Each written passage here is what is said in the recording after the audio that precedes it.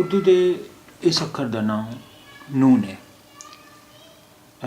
नून है, नून। नून की आवाज़ ना वर्गी होंगी है। नून की आवाज़ ना वर्गी होंगी है। नून जदों किसी शब्द की शुरुआत में होंदा है, इसके अनेक रूप ने। एक रूप ऐसी जदों शब्द के शुरू में होंदा है, इसका एक रूप तो ये भी है। ए नून नून ये अलिफ नया। नून ये अलिफ नया। नया यानी नवा। नया यानी नवा। नया नवा।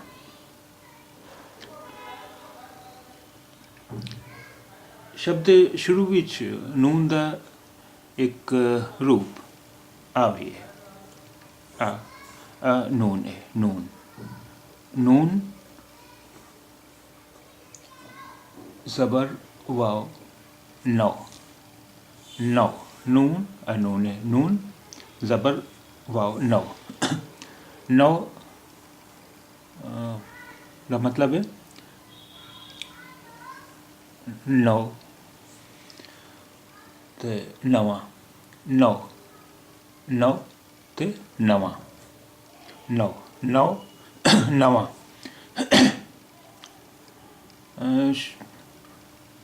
नून का एक रूप आ भी है।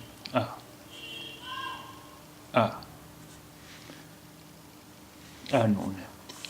नून हे अलिफ नून ज़ेर ने हे अलिफ हा नेहा लाम निहाल। निहाल निहाल। नून हे अलिफ लाम निहाल। निहाल।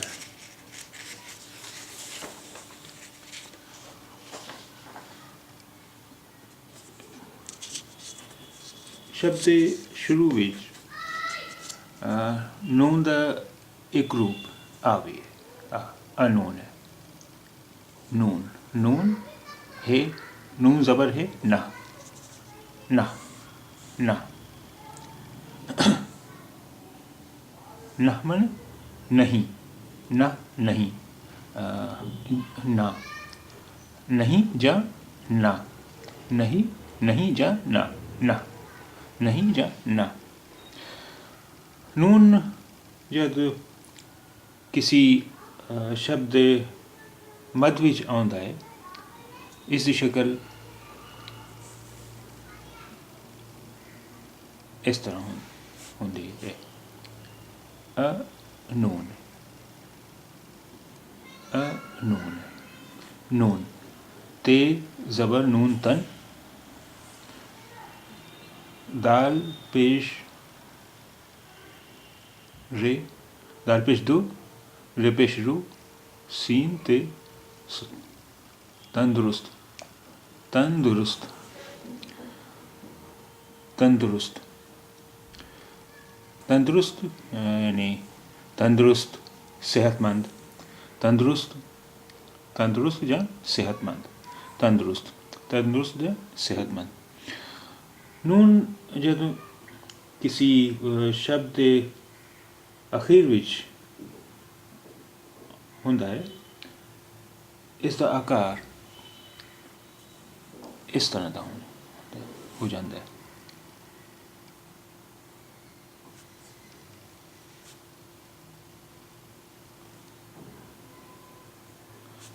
नून है।